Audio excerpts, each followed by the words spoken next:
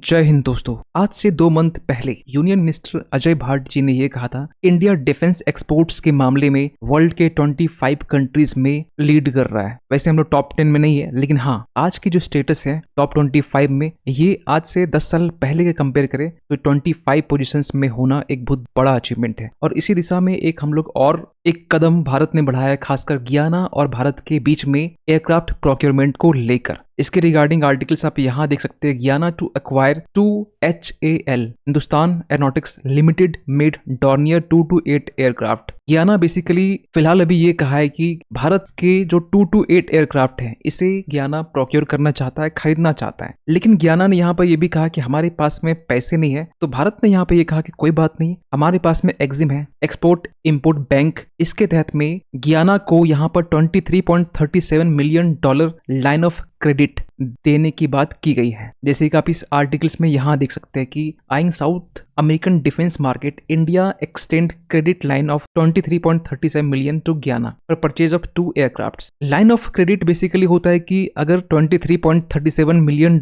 हमने दिया है गियाना को, तो इसमें से गियाना जितने भी अमाउंट का यूज करेगा, फॉर एग्जाम्पल कि $10 मिलियन गियाना ने यूज किया, तो इस $10 मिलियन में ही गियाना को इंटरेस्ट देना पड़ेगा। आप इसे ये समझिए कि बेसिकली एक लोन ही है, लाइन ऑफ क्रेडिट एक लोन, लेकिन ये एक सॉफ्ट लोन की तरह माना जाता है, क्योंकि इसमें जितना अमाउंट दिया गया है उसमें आपका इंटरेस्ट नहीं लगता है, जितना आप यूज करते हैं उसमें आपका इंटरेस्ट लगता है। लाइन ऑफ क्रेडिट जो है बेसिकली अभी तक प्रोवाइड किया, जिसमें 62 यानी 62 ऐसे कंट्रीज हैं जिससे कवर करती है। For example Africa, Asia, Latin America, Oceania जैसे देश यहाँ पर शामिल हैं। तो अगर हम गियाना की अगर मैप में लोकेशन देखें तो ये बेसिकली साउथ अमेरिका के जस्ट नॉर्दर्न पोर्शंस में आपको दिखाई दे सकता है गियाना, जो बेसिकली आप अगर वेस्ट में जाएंगे तो वेनेजुएला आपको मिल जाएगा, अगर इधर आप ईस्ट में जाएंगे तो सूरीनेम, और साउथ में ब्राजील आपको देश मिल जाएगा। गियाना की जो बेसिकली कैपिटल है जॉर्ज। इंडियंस यहाँ पर रहते हैं, इवन की इंडियंस के अलावा यहाँ पर अफ्रीकन, मल्टीरेशियल, इंडिजिनस, यूरोपियन, चाइनीज लोग भी यहाँ पर रहते हैं एज एथनिक ग्रुप्स में। रिलीजन्स की बात करें तो क्रिश्चियनिटी जो बेसिकली 54% है, हिंदुइज्म, आप बाकी रिलीजन्स भी यहाँ पर देख सकते हैं, जिसमें डच का कंट्रोल रहा है, ब्रिटिश कंट्रोल रहा है। इवन की फाइनली जो गियाना है आजाद होता है 1970 के टाइम में। आप समझ सकते हैं कि एक लंबे टाइम के बाद में, क्योंकि यहाँ डच, ब्रिटिश जैसे देशों के यहाँ पर रूल रहा है एज ए कॉलोनी के फॉर्म में। आप टोटल एरियाज देख सकते हैं 214 के किलोमीटर स्क्वायर बेसिकली इसका एरिया है। पॉपुलेशन की बात करें 2024 के अकॉर्डिंग यहाँ पर 8 लाख के राउंड जो पॉपुलेशन है यहाँ पर लोकेटेड है। तो जिस डॉर्नियर एयरक्राफ्ट देने की हम बात कर रहे हैं, डॉर्नियर 228, ये जो एयरक्राफ्ट है, अगर आप थोड़ा सा 2-3 मंथ पहले आप मेरे वीडियो को ट्रैक कर रहे होंगे तो आप हमने अपने वीडियो में इस डॉर्नियर 228 एयरक्राफ्ट का जिक्र पहले भी किया है, कब एडवांस वर्जन है जो गियाना हमसे खरीदना चाह रहा है। अगर हम बात करें डॉर्नियर 228 की, जिसे सबसे पहला जो फ्लाइट है 1981 के टाइम में किया गया था, और फाइनली इसे इंट्रोड्यूस किया गया 1982 के टाइम में, जिसे हिंदुस्तान एरोनॉटिक्स लिमिटेड ने इसे बनाया है और गवर्नमेंट इसी से प्रोक्योर करती है। और रिसेंटली अभी एक एडवांस वर्जन प्रोक्योरमेंट करने की डील अभी आगे चल रही है। लेकिन सबसे सवाल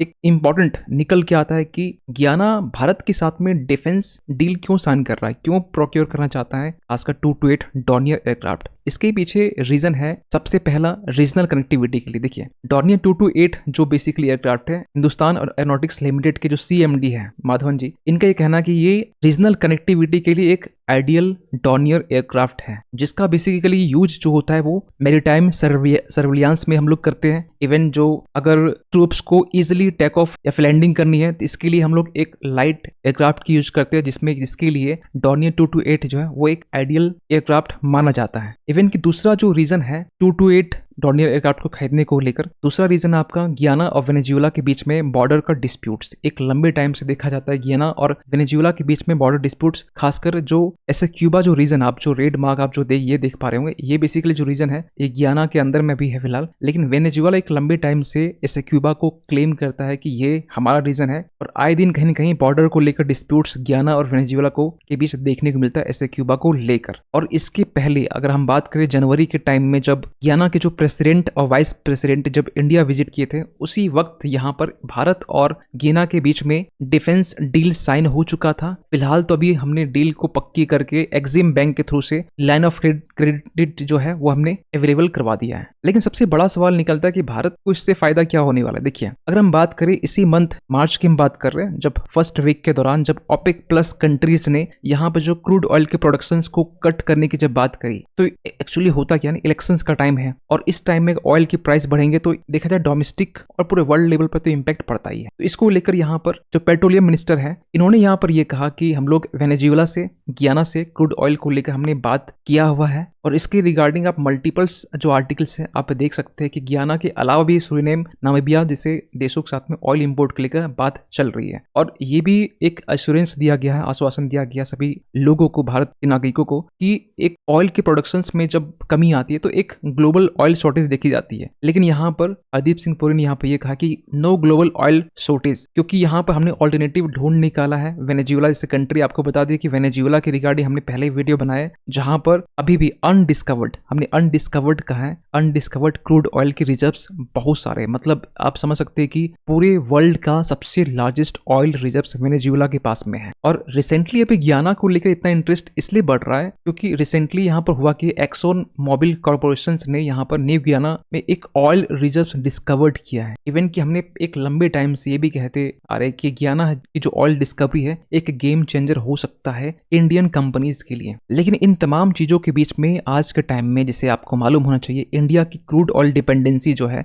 वो 85% आप समझ सकते हैं, और भारत आज के टाइम में भी दुनिया का 3rd लार्जेस्ट इंपोर्टर है क्रूड ऑयल का। लेकिन ऐसा नहीं भारत ने कुछ भी नहीं किया, भारत ने किया है। रिसेंटली आर्टिकल, आज का आर्टिकल है, रिसर्च करने के दौरान मिल जाता है गलती से, कि इंडिया की जो डिपेंडेंसी है LNG पर, लिक्विफाइड नेचुरल गैस जो है, इसके इंपोर्ट पर कहा जा रहा है कि फाइनल ईयर 2026 तक में 45% की गिरावट आ सकती है। ऐसा क्यों कहा गया? देखिए, रिसेंटली हमने बहुत डेवलपमेंट किया है। कृष्णा गोदावरी जो बेसिन है, आप अगर इस मैप में देखेंगे तो यहाँ पर रिसेंटली हमने क्या किया है कि खुद की अपनी क्रूड ऑयल प्रोडक्शंस हमने रिसेंटली की है। कितना? तो रिसेंटली हमने इसकी रिगार्डिंग हमने मार्च में ही, 9 मार्च के आसपास का जो आर्टिकल्स है, हमने एक वीडियो बनाया है। इसमें 60,000 मेट्रिक टन क्रूड ऑयल हमने प्रोड्यूस किया है। ये भारत की बात कर रही है। ये कहाँ से हमने किया है? तो कृष्णा गोदावरी जो बेसिन है, केजी ऑनशोर जो यहाँ पर आप ये जो देख पा रहे हो, यहाँ पर हमने किया है, जो बेसिकली यहाँ से लेकर कहा जाए 25 किलोमीटर के डिस्टेंस में है। सो ऑयल की डिपेंडेंसी हम लोग कहीं ना कहीं दूसरे देशों से हम लोग कम कर रहे हैं, लेकिन हाँ, एक लंबा एक टाइम लग सकता है इसके लिए, क्योंकि 85% डिपेंडेंसी है, अचानक ये कम हो नहीं सकता। लेकिन एक अच्छी बात यह कि हम लोग कृष्णा गोदावरी बेसिन में खुद की अपनी मैंगलोर रिफाइनरी जो पेट्रोकेमिकल लिमिटेड है, इन्होंने ऑयल को प्रोड्यूस करना स्टार्ट कर दिया है। पहला जो टैंकर है प्रोसेसिंग के लिए जा चुका था, और हमने वीडियो प्रॉपर तरीके से बनाया है इसको लेकर। लेकिन वही दूसरी तरफ हम बात करें एक्सपोर्ट्स को लेकर, डिफेंस एक्सपोर्ट्स में 2014 के टाइम में जब मोदी गवर्नमेंट आई थी, उसके बाद से लेकर अब तक जून 2023 का डेटा है, लगभग लेटेस्ट डेटा मान सकते हैं, डिफेंस एक्सपोर्ट 23% राइज हुआ है। इवन की रिसेंटली यहाँ पर आज के टाइम में 25th रैंकिंग में भारत स्टैंड करता है डिफेंस एक्सपोर्ट को लेकर। और रिसेंट अगर सिपरी के हम डेटा देखें वर्ल्ड बिगेस्ट आर्म्स एक्सपोर्टर को लेकर, जो 2019 से लेकर 2023 तक का डेटा लिया गया है, इसमें आज के टाइम में आप देख सकते हैं ग्राफ में कुछ बदलाव आ चुका है। ये लेटेस्ट डेटा है। यूएस 41% आज भी लीड कर रहा है। इसके बाद में देखिए रशिया एक टाइम में था, लेकिन फ्रांस यहाँ पर बिल्कुल 0.4% एक गैप है रशिया के बीच में, और रशिया यहाँ तीसरे पैदान में आ चुका है। चाइना है, जर्मनी है, इटली है, यूके है, स्पेन है। इसके बाद नीचे जो है वो आपको मिल जाएगा, इजराइल जैसे देश मिल जाएंगे। भारत अभी एक लंबा टाइम लग सकता है, भारत को और एफर्ट लगाने की नीड है, और इस एफर्ट में सबसे बड़ा एक मार्केट बन सकता है ग्लोबल साउथ। ऐसा क्योंकि इंडिया का डिफेंस डील ग्लोबल साउथ के लिए मैटर क्यों करता है? देखिए, इसके पीछे ना कुछ रीजन है। सबसे पहली बात है कि ट्रस्ट। ग्लोबल साउथ में जितने भी देश आते हैं उन लोगों का भारत के ऊपर एक ट्रस्ट है, और ग्लोबल साउथ को लेकर एक कॉलोनियल लेगेसी जो बनी हुई है,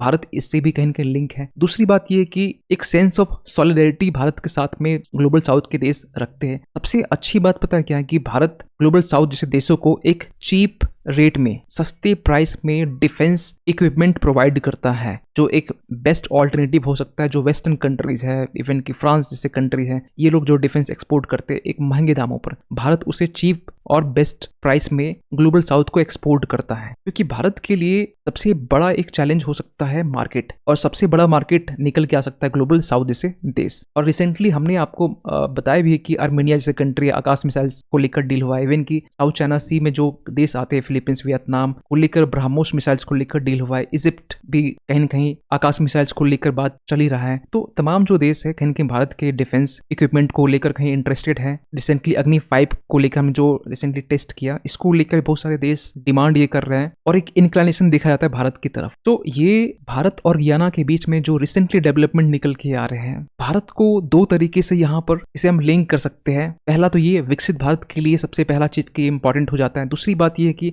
आज के टाइम में डिफेंस एक्सपोर्ट के मामले में भारत एक तेज गति से आगे बढ़ रहा है। तो इन तमाम डेवलपमेंट के बीच में आपका क्या मानना है? अपना ओपिनियन कमेंट सेक्शंस में जरूर लिखें। मिलते किसी अगली वीडियो में, तब तक के लिए थैंक यू सो मच।